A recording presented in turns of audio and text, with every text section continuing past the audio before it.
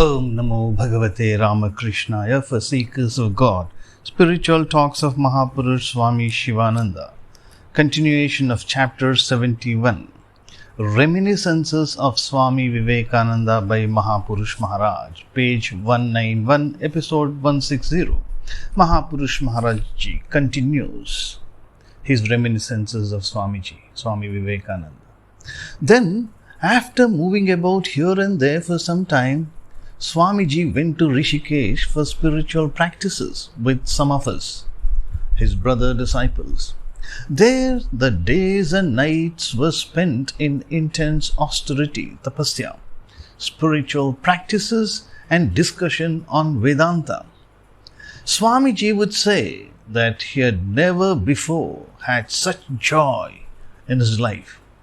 It was the rainy season then. At that time, other monks seldom stayed there, and the only place to be depended on was the chatra, a place where food is distributed freely to the monks.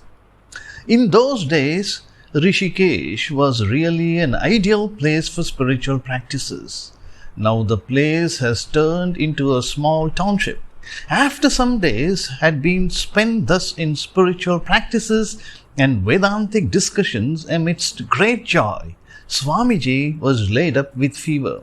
Hari Maharaj, Swami Turyananda, Sharat Maharaj, Swami Sharadananda, and some other brother disciples were with Swamiji.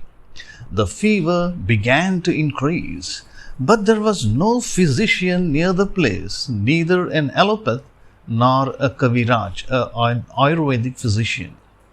Kaviraj means an Ayurvedic physician.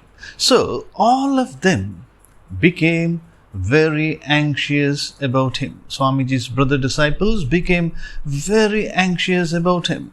One day it so happened that when the temperature began to drop after a steep rise, Swamiji's body became cold like ice. The pulse almost stopped, and only the head was somewhat warm.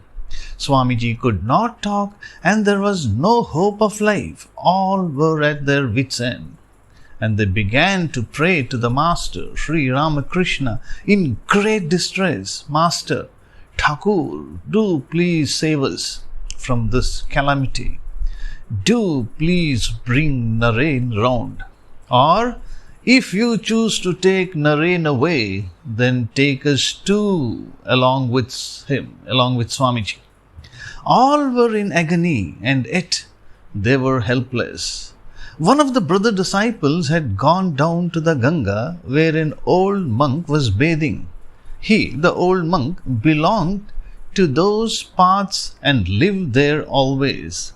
He asked the brother disciple, "Why do you look so sad?" In answer, he described Swamiji's condition in full.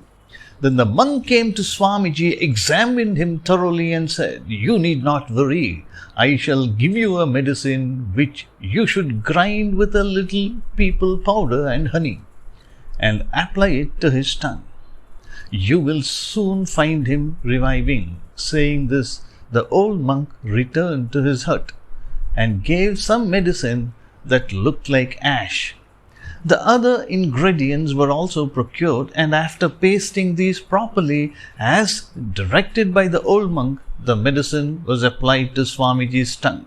Strangely enough, soon after it was administered, Swamiji's body began to warm up, and he felt much better. When Swamiji heard the whole incident from others, he complained, "Why did you take the trouble of administering that medicine? I was in a state of great joy." To be continued. Om Shanti Shanti Shanti. Harihi Om Tat Sat. Shri Ramakrishna Arpanamastu.